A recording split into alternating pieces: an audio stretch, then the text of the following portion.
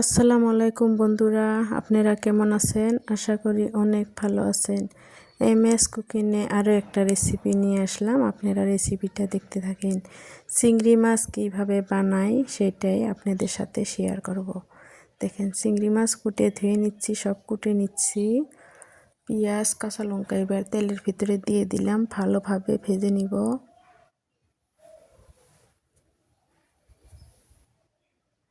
সুন্দরভাবে আমি পেঁয়াজগুলো ভেজে নিব। আশা করি আপনাদের ভিডিওটা ভালো লাগবে।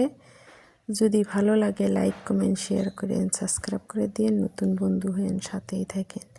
দেখেন, আমি জিরা দিয়ে দিলাম, গোটা জিরা। এবার আমি স্বাদ মতো লবণ দিয়ে দিলাম। এবার আমি লঙ্কার গুঁড়া দিয়ে দিলাম, শুকনা লঙ্কার গুঁড়া। মনে হচ্ছে কম হবে, আর 1 চামচ দিয়ে দিলাম।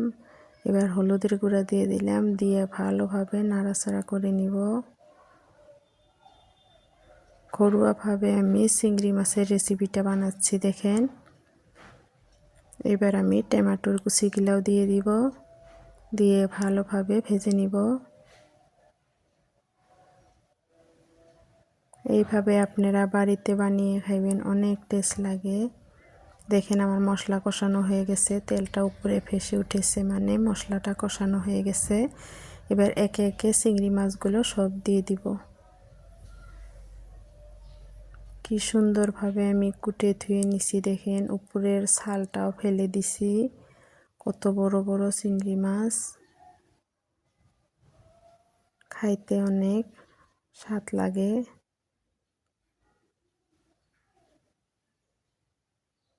ভালোভাবে কষায় নেই, দেখেন।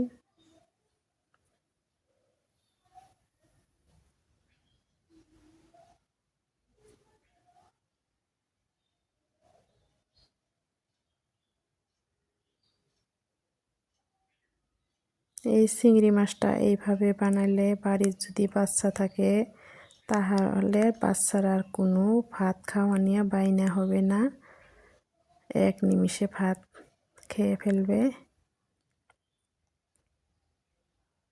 দেখেন, কষানো হয়েছে। অল্প ঝোলের পানি আমি দিয়ে দিব। মাখো মাখো টাইপ করব আমি রেসিপিটা।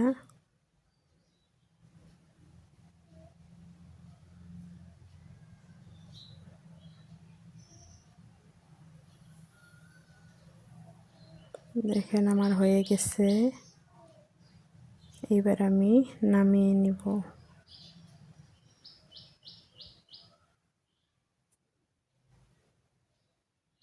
কত লোভনীয় একটা সবজি হয়ে গেল।